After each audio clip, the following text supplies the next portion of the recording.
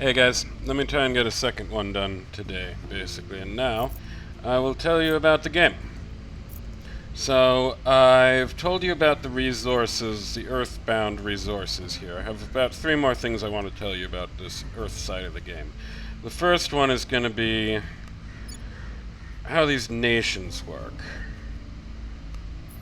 So I've accidentally kept spoiling Belgium, so I'm going to change that to mission control. And I will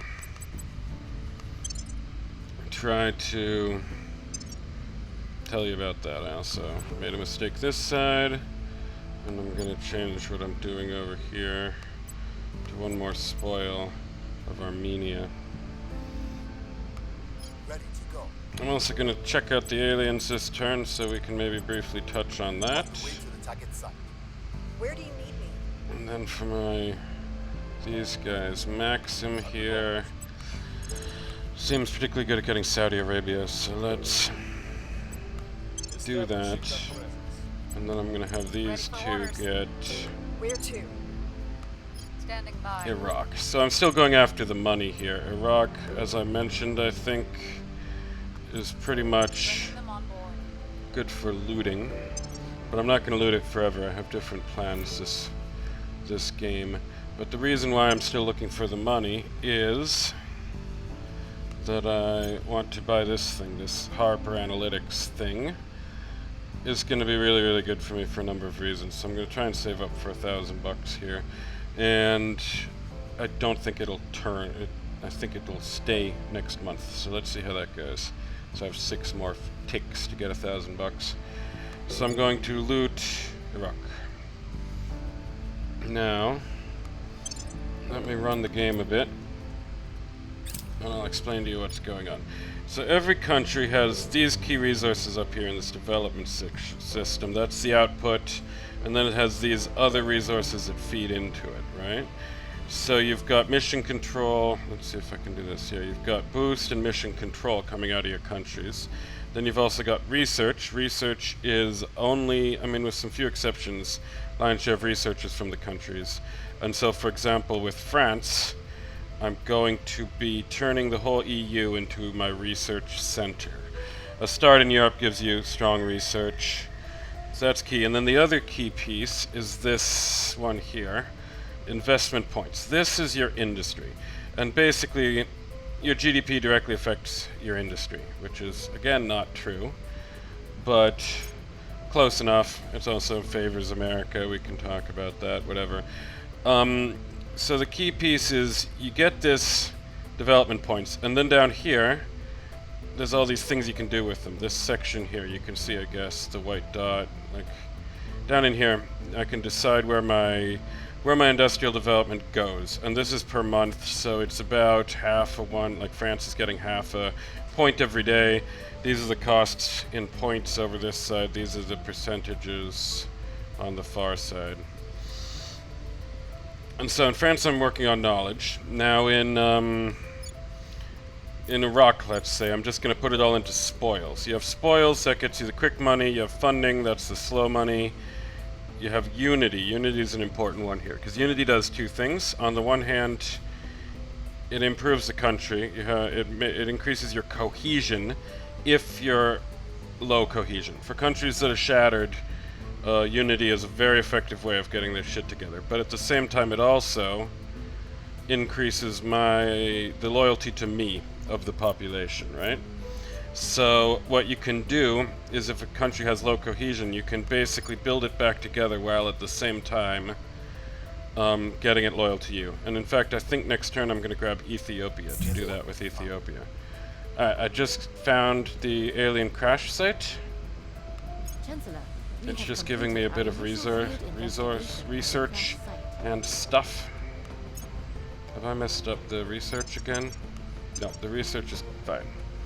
Okay, and I can research alien signatures. I have also up here, let me quickly say, I have campaign objectives, and I get bonuses from these things. It's like looking at it's like the story of the game. So investigating the crash site was the first of those. Now I have a research I have to do, which should be pretty quick. I failed to get a rock. That's not that big a deal, in fact. Significant support. Bigger deal is Saudi Arabia. So now I have one Iraq. I'm gonna just spoil the hell out of Iraq, try and get some money out of the deal. Then you have economy grows your GDP. GDP grows, of course, your industrial development, but GDP also increases how many control points the country needs.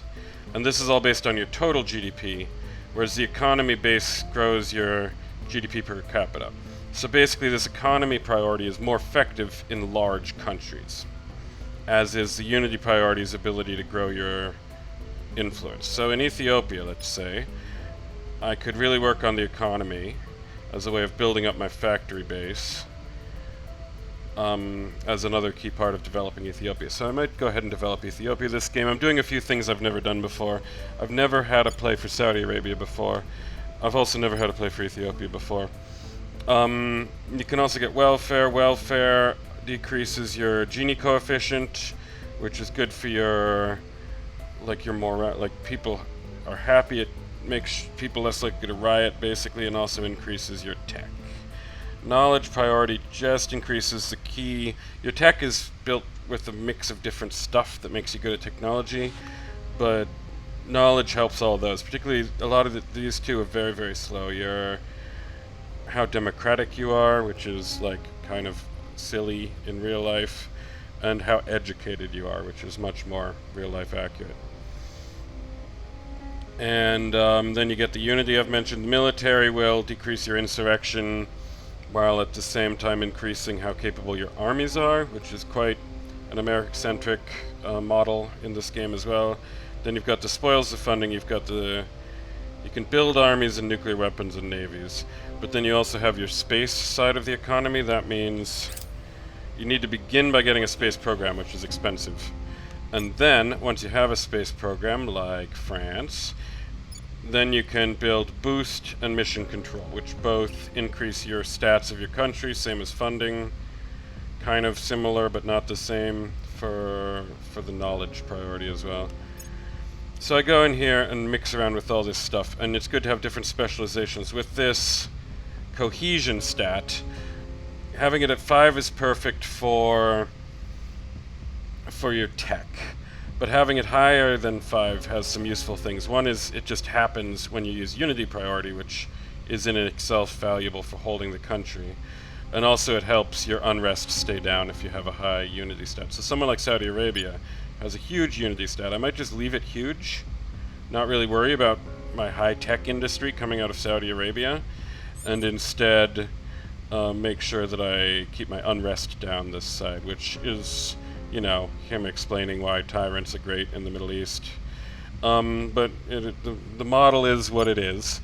And so that there's two kind of guys it's good to get around the developing world of the Middle East, let's say, or smaller nations at all. Like two other key nations you want is somewhere to get a lot of money from by looting, but in fact I might try and do a more funding-based model that I've never tried before here. And then the other kind of place is somewhere that's rich and on the equator. Because when you're on the equator, you produce more of a boost. Every time you build a rocket, it's more effective because it fires from the equator. That's physics, blah, blah, blah. So places that are relatively developed on the equator can become rocket factories. And in particular, that's Dubai, Singapore, and Doha are the excellent quality rocket factories in this game. So I'll always get one of those. But this time I'm trying to maybe use Saudi Arabia as a place where I can do some modest looting and also a big-ass rocket factory. I can even try to do other things this side. Like you could build an army, try and make it into a real country, but like I said, it won't really have a very strong research anytime soon, unfortunately. But it could still do some serious research even with the high authority. It can still do good if it gets very rich. Money affects research up to $42 per person, 42,000, and then it stops affecting research. So in fact, Saudi's maxed out its research wealth. So yeah, I'm gonna grab these. Next time I think I'll go for Ethiopia as well, just for a bit of fun. But I'll talk to you about something else.